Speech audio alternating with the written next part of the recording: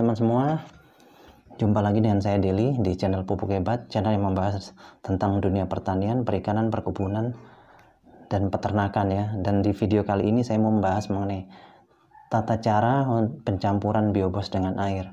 Karena ini banyak yang belum tahu ya, dan bahkan masih banyak yang tanya ke saya ya, yang DM ke saya, yang WA ke saya, makanya hari ini coba saya jelaskan ya. Tapi sebelum masuk lebih lanjut, saya mau cerita dulu bahwa yang namanya biobos ini, Bapak Ibu teman-teman, kemarin ada yang nanya, apakah bisa dicampur dengan pupuk kimia, barengan sama pupuk kimia? Nah, jawabnya bisa Bapak Ibu teman-teman ya, tapi tidak boleh dicampurkan langsung. Berdampingan boleh, tapi tidak dicampurkan langsung. Karena apa? Di dalam biobos ini Bapak Ibu teman-teman, ini terdapat bakteri baik, dan namanya bakteri itu makhluk hidup. Kalau makhluk hidup dikasih kimia pasti mati gitu. Makanya dikasih jarak kurang lebih 3-5 hari, dan sebaiknya biobos duluan. Biobos duluan dipakai, setelah itu baru pupuk kimia. Itu bisa dikasih jeda waktu 3-5 hari. Seperti itu Bapak Ibu teman-teman ya. Dan untuk penyemprotan Bapak Ibu teman-teman, kalau menggunakan biobos, itu tangkinya harus dalam keadaan bersih, tidak tercemar oleh bekas-bekas pupuk kimia. Harus bersih di sabun ya, harus bersih. Dan untuk penyemprotan itu dilakukan di tanah Bapak Ibu teman-teman ya, untuk biobos, bukan di tanamannya, tapi di tanah sekitar akar. Karena baru-baru ada yang nanya, gimana cara penyemprotannya? Jadi penyemprotannya di tanahnya Bapak Ibu teman-teman, jangan salah, di tanahnya. Terus ada juga yang nanya, kalau sudah terlanjur ditanami, bisa nggak sih disemprot pakai biobos? Bisa Bapak Ibu, tapi dengan satu syarat, tunggu sampai pohonnya agak besar sedikit, kira-kira akarnya sudah kuat. Karena apa? Biobos ini begitu disemprotkan, fungsinya seperti, kalau bisa diibaratkan itu seperti koki. Di manusia itu koki. Dia begitu disemprotkan di tanah, dia akan memasak tanah itu untuk menyiapkan makanan untuk tanaman. Jadi seandainya dia lagi masak terus ditanami, itu nanti, atau tanaman yang baru tumbuh kecil-kecil, tunas-tunas, disemprot, nanti dia akan mati, karena pada saat memasak dia akan dibusukkan di situ. Semuanya akan dibusukkan di situ untuk jadi makanan nanti. Setelah beberapa hari, 3 hari, nanti pembusukan itu baru siap, dan itu akan terjadi penyiapan makanan yang terbaik di situ. Makanya kalau tanaman baru tunas kecil-kecil jangan disemprot, tunggu sampai dia agak besar, kira-kira sudah kuat, boleh disemprot, dan disemprot di sekitar akarnya gitu. Jadi jangan keliru Bapak Ibu teman-teman ya. Karena waktu itu dulu ada yang di mana tuh, ada orang tanam jagung tunas baru kecil-kecil, disemprot pakai biobos, ternyata berapa hari kemudian mati. Jelas mati, karena apa? Akarnya belum kuat, pohonnya juga belum kuat, dikasih biobos dia akan busuk. Nah, pembusukan itulah jadi makanan yang terbaik.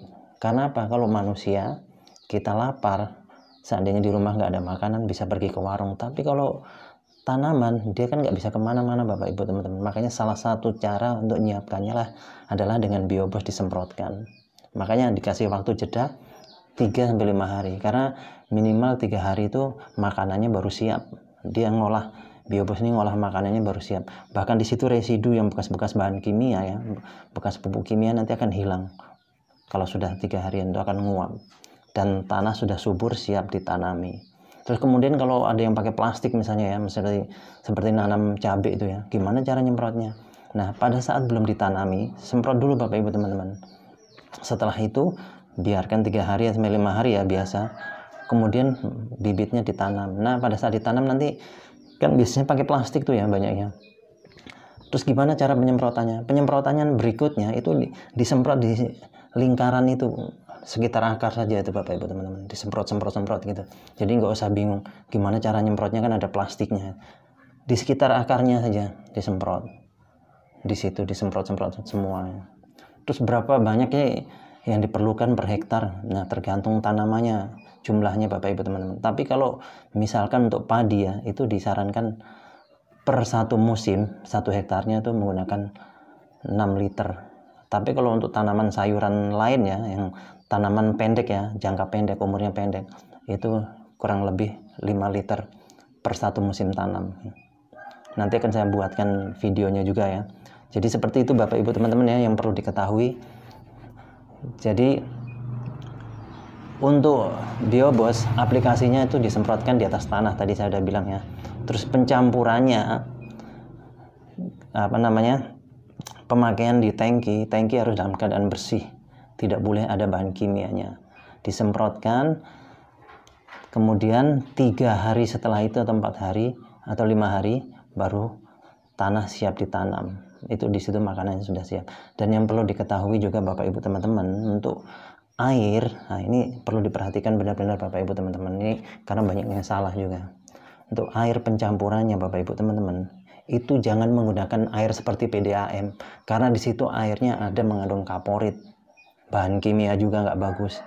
Kalau bisa air kayak air parit itu malah bagus. Air kayak air parit, air tanah lah ya. Karena apa? Di situ airnya murni, tidak ada bahan kimianya. Makanya ini yang perlu diperhatikan. Karena banyak sekali orang yang menggunakan air parit, air PDAM seperti itu, akhirnya apa? Justru malah tanamannya nggak subur. Terus ngeluh, kok malah mati, kok nggak subur, kan segala macam. Karena nggak boleh Bapak Ibu teman-teman. Di PDAM, seperti PDAM itu kan ada penjernihnya segala macam, menggunakan kimia. Nah pada saat kena, otomatis ini bakterinya akan mati. Karena di sini ada bakteri ya. Bakteri tadi saya bilang itu makhluk hidup. Makhluk hidup kalau kena kena racun pasti mati. Dan ini kalau dalam keadaan seperti ini Bapak Ibu teman-teman, dia ini bakterinya akan menjadi istilahnya dorman. Dorman itu tidur. Dia akan tidur kalau begini. Dan kalau pupuk Biobos itu menandainya gampang, semakin bagus, semakin lama dia akan kempot ininya, akan kempot ke dalam. Ini berarti bakterinya masih dalam keadaan bagus. Dan ini akan bisa digunakan sampai kapanpun. Misalnya Bapak Ibu udah buka ya, sudah terlanjur buka, nggak dipakai-pakai sampai bertahun-tahun, ini nggak akan kedaluarsa, tetap bagus selama tidak ketetesan air, karena bakterinya kan tidur terus.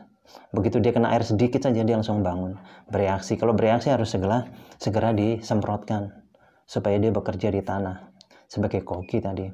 Dan ini seandainya Bapak Ibu teman-teman lupa nyimpan, ditaruh di sembarang tempat, kemudian punya anak balita, dibuka ke minum, aman 100%. Ini teman-teman saya yang kurus ini banyak minum ini Bapak Ibu teman-teman, karena efeknya gampang lapar. Makanya dipakai misalnya untuk hewan ternak, untuk perikanan sangat bagus sekali.